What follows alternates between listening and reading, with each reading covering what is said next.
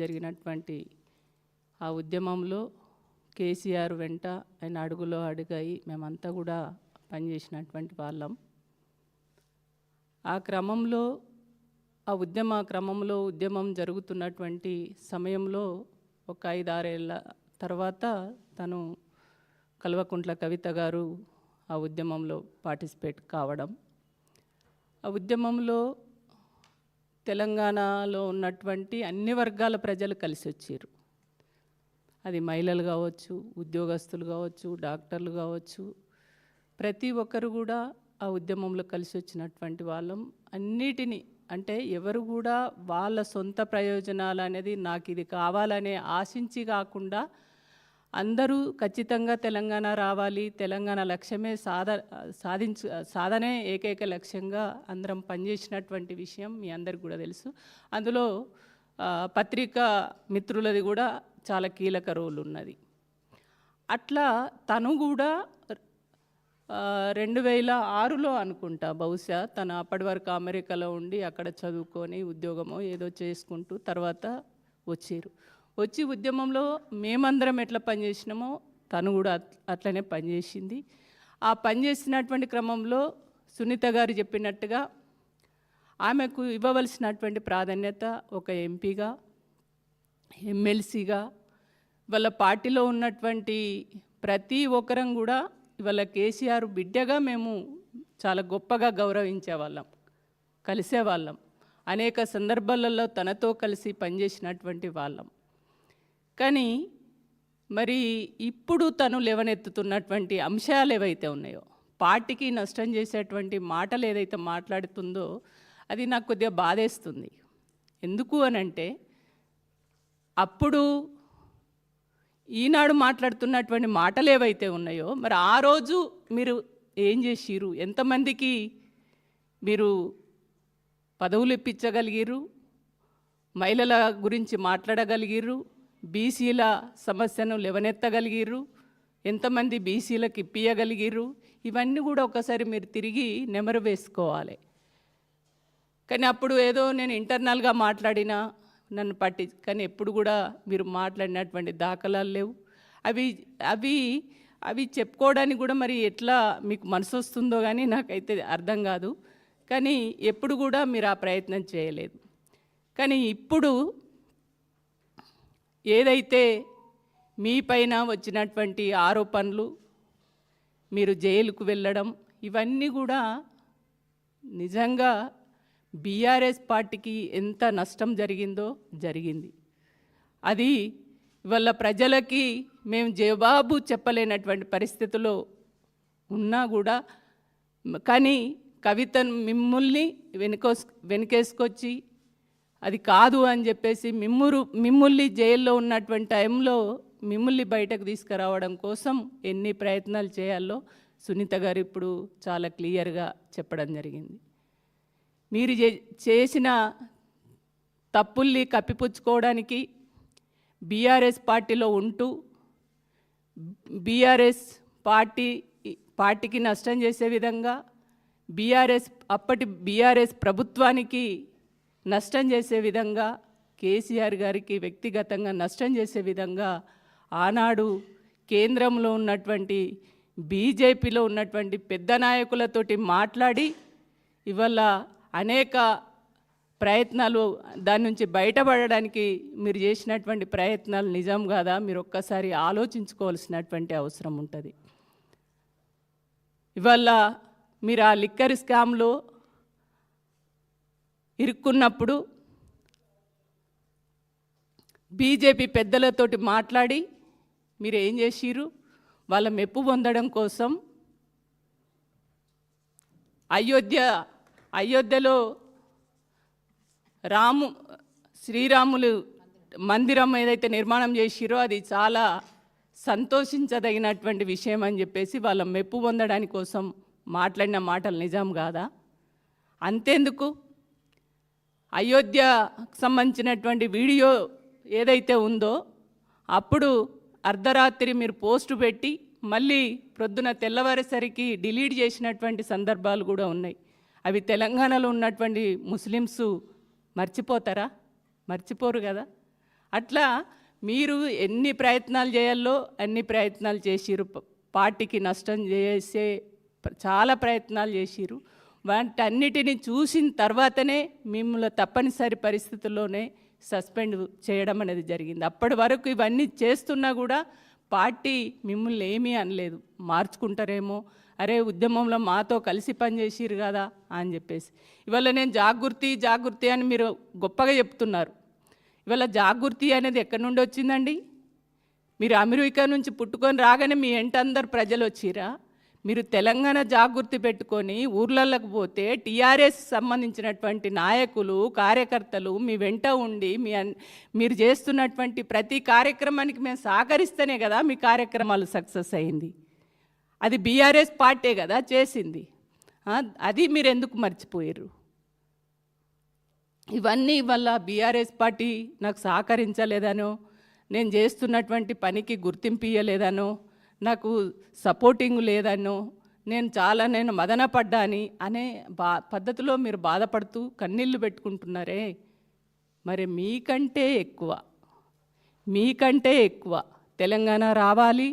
తెలంగాణ వస్తే తెలంగాణలో ఉన్నటువంటి నీళ్లు, నిధులు, నియామకాలు వాటి వల్ల తెలంగాణ యువతకు లాభం జరుగుతుంది, తెలంగాణ సమాజానికి లాభం జరుగుతుందని అన్నీ వదులుకొని ఆస్తులు అమ్ముకొని వాళ్ళు ఏది ఆశించకుండా నిస్వార్థంగా పనిచేసినటువంటి వాళ్ళు చాలామంది గొప్ప నాయకులు ఉన్నారు. మీరు నేను చేసిన దానికంటే ప్రజల పాత్ర చాలా ముఖ్యంగా ఉన్నది. మరి వాళ్ళు ఏం ఆశించారు?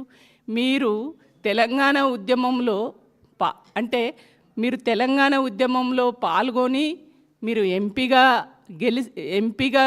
5 ఏళ్ళు చేసి దాని అనంతరం మళ్ళీ ఎమ్మెల్సీ తీసుకొని మళ్ళీ దాని కంటిన్యూషన్ కూడా మళ్ళీ ఎమ్మెల్సీ తీసుకొని అన్ని రకాల అనుభవించినటువంటి మీరే ఇట్లా మాట్లాడుతున్నారు. మరి మామూలుల పరిస్థితి ఇంకా అన్నీ నష్టపోయి వాళ్ళు ఎవరన్నా మాట్లాడుతుర్రా? మాకు తెలంగాణ వచ్చింది, మేము కొట్లాడినాం, మా తెలంగాణ వచ్చింది, అదే చాలు అనేటువంటి పద్ధతిలో సంతృప్తితోటి ఉన్నారు.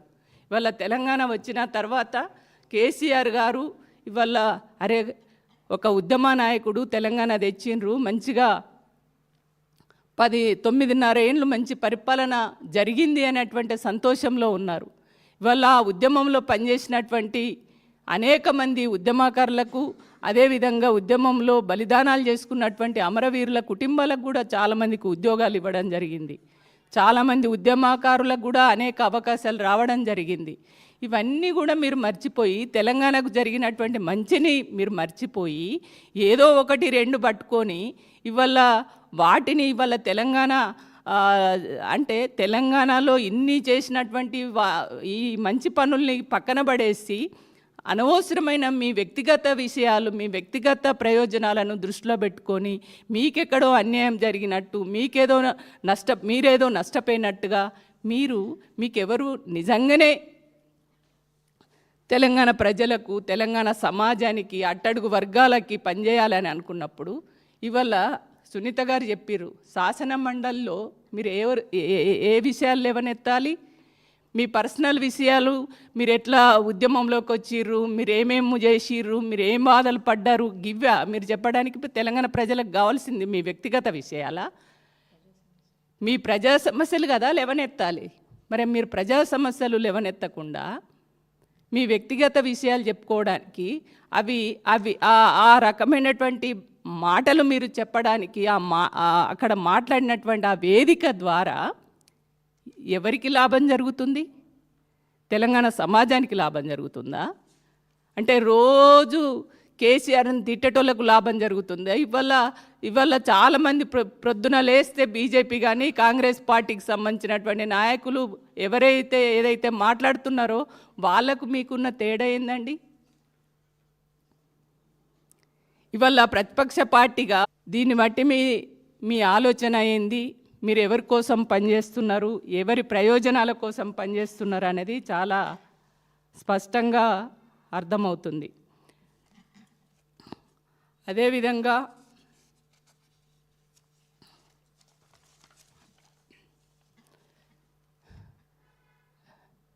ఇవాళ తను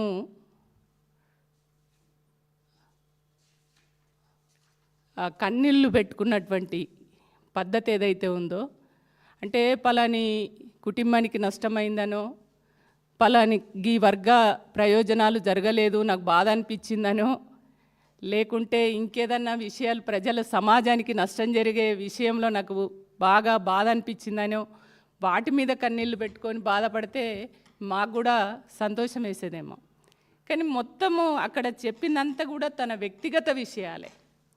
ఏదో తను బాగా పనిచేసింది తెలంగాణ కోసం, తన పాత్రనే చాలా ప్రముఖంగా ఉన్నది, కానీ నన్ను ఎవరు పట్టించుకోలేదనో, ఎప్పటికప్పుడు నన్ను అణిచివేసే ప్రయత్నం చేసిరనో. మేము అందరం కూడా ఉన్నాం కదా, కలిసి పనిచేసిన వాళ్ళమే కదా. మాకు రాని అవకాశాలు మీకు వచ్చినాయి కదా, ఎందుకు మీరు అంత ఆవేదనతో పార్టీని నష్టం చేసే కేసీఆర్ గారిని మదనపడే విధంగా మీరు మాట్లాడుతున్నటువంటి మాటలు ఏవైతే ఉన్నాయో అది తెలంగాణ ప్రజలు మర్చిపోరు ఖచ్చితంగా. ఇవల్ల నేను ఒకటి అడుగుతున్నా కవిత గారు, మీ లిక్కర్ నిజంగా ఒక మంచి మనిషి కూడా కేజ్రీవాల్ గారు ఆయన కొద్దిగా సామాజిక కోణంలో ఉన్నాడు, ఒక అవినీతి రహితమైనటువంటి పాలనను తెలంగాణ అది దేశ ప్రజలకు అందిస్తారు, మంచి పనులు చేస్తారని ఒక నమ్మకం ఉండే. ఆ మంచి మనిషిని కూడా చెడగొట్టినటువంటి ఖాతాలో మీరే ఉన్నారు కదా. ఆ లిక్కర్ స్కామ్లో ఇరుక్కొని వాళ్ళను మిస్గైడ్ చేసి అవన్నిటికీ ఆయనను ఇవాళ ఒక మంచి నాయకుడిని కన్మరుగు చేసేనటువంటి చరిత్ర మీది కదా. ఇవన్నీ కూడా తెలంగాణ ప్రాంత ప్రజలకు కానీ దేశ ప్రజలకు కానీ అందరికీ తెలుసు మీ గురించి.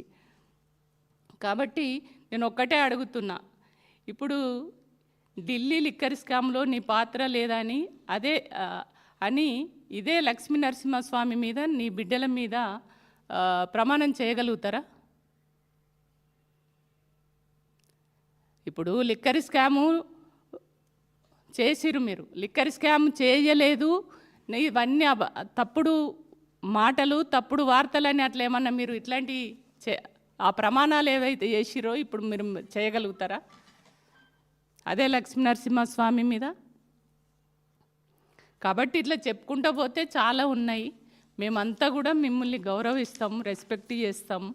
కానీ మీరు ఇట్లాంటి మాటలు ఏవైతే మాట్లాడుతున్నారో తెలంగాణ సమాజానికి, మహిళలకి, బలహీన వర్గాలకి తెలంగాణ ప్రయోజనాలను కాపాడే విధంగా మీ మాటలు ఉండాలి. కానీ తెలంగాణ రాష్ట్రానికి నష్టం చేసే మాటలు మీరు మాట్లాడకండి.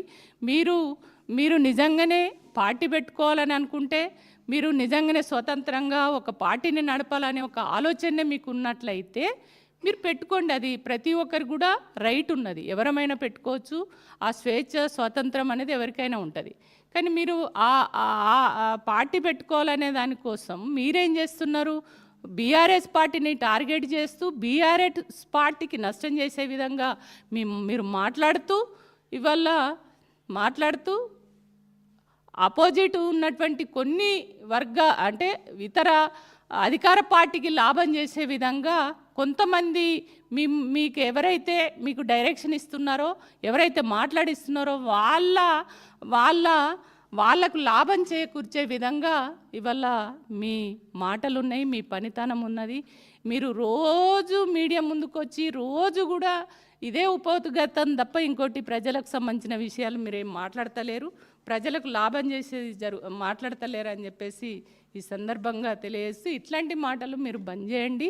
కేసీఆర్ గారు ఎప్పటికప్పుడు మీకు మంచి చేయాలని చూసిండ్రు.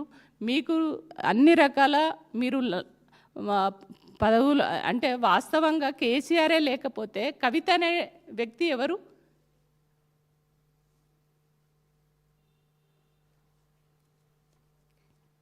కాబట్టి మీరు కేసీఆర్ గారే బిడ్డగానే మీకు గుర్తింపు ఉన్నది. దానికి తోడు మీరు ఉద్యమంలో పనిచేసిర్రు, మీరు స్వతంత్రంగా కొన్ని నిర్ణయాలు తీసుకున్నారు, కొన్ని పనులు చేసిర్రు. కానీ అది సంతోషిస్తాం. కానీ మీరు బీఆర్ఎస్ని కావాలని టార్గెట్ చేసి కేసీఆర్ గారిని మదనపడే విధంగా మీరు ఈ రకంగా మాట్లాడడం అనేది మంచిది కాదని చెప్పేసి సందర్భంగా తెలియజేస్తున్నాను. సుమిత్ర